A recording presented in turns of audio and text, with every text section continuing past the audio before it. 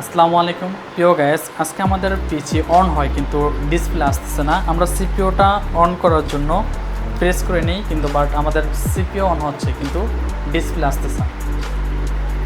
আমাদের প্রাথমিক অবস্থায় আমরা ক্যাচিংয়ে খুলে দেখতে হবে যে আমাদের এখানে ফ্যানটা অন হচ্ছে কিন্তু আবার অফ হয়ে যাচ্ছে। এটা হচ্ছে মূলত আমাদের পিসি অন হয় এবং অফ হয় রিস্টার্ট, মানে কম্পিউটার অন হচ্ছে আবার বন্ধ হচ্ছে। এটা আমরা চেকিং করার জন্য প্রাথমিক পর্যায়ে আমাদের বোর্ডটা খুলে নিতে হবে। পাওয়ার কেবল আছে, এগুলি পাওয়ার সুইচগুলি আমরা খুলে নিলাম। জন্য সবাই সতর্কভাবে এটা আমাদের খুলবেন। জাস্ট আমাদের এখানে যে কেবলগুলি আছে সাবধানে আমাদের এখানে খুলতে হবে যাতে বোর্ডে আমাদের কোনো প্রবলেম না হয়। হার্ড ডিস্কের কেবল খুলে নিতে হবে, ইউএসবি কেবল খুলে নিতে হবে, সাউন্ডের আমাদের কেবল খুলে নিতে হবে এবং পাওয়ার যে আমাদের সুইচের যে বটম আছে যেগুলি সংযুক্ত থাকবে এগুলি খুলে নিতে হবে যাতে আমাদের নাট খোলার জন্য কোনো প্রবলেম না হয়। সেক্ষেত্রে সুন্দরভাবে আমরা খুলে নিব।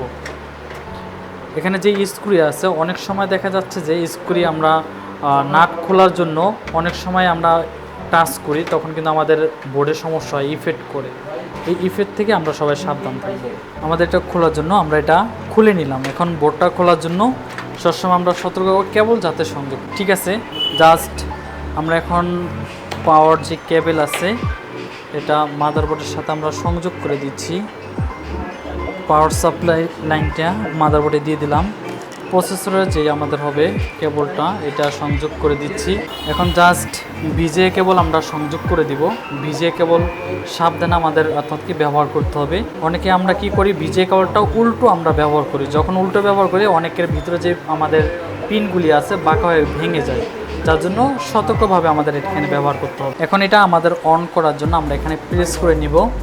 এই হচ্ছে আমাদের পাওয়ার বটম, এখানে প্রেস করলাম। এখন আমাদের ওপেন হয়ে গেছে।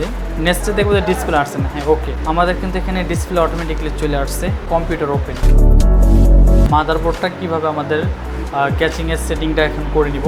আমাদের ফাইনালি যে রিস্টার্ট আমাদের কাজ ছিল সমাধান করা হয়েছে। আমাদের বসাতে হবে যাতে কোনো বাঁকা তারা অথবা কোনো টাক যাতে না খায়, তাহলে আমাদের বোর্ডের সমস্যা হতে পারে। পাওয়ার সাপ্লাইটা আমরা সংযোগ করে দিচ্ছি। এখন ক্যাচিংয়ে আমরা বসা নিলাম।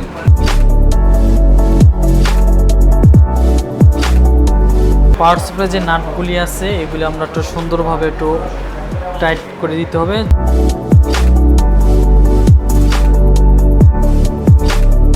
আচ্ছা, আমাদের ক্যাচিংয়ের লাস্ট আমাদের এটা এখন কমপ্লিট হয়েছে। এখন আমরা ক্যাচিংয়ের বক্সটা আমরা কমপ্লিট করলাম। ক্যাচিংয়ের যে উপরে ব্যাক কভার আছে এটা আমি ব্যবহার করে নিলাম। নাটগুলি এখন আমরা প্রেস করে দিয়ে দিই।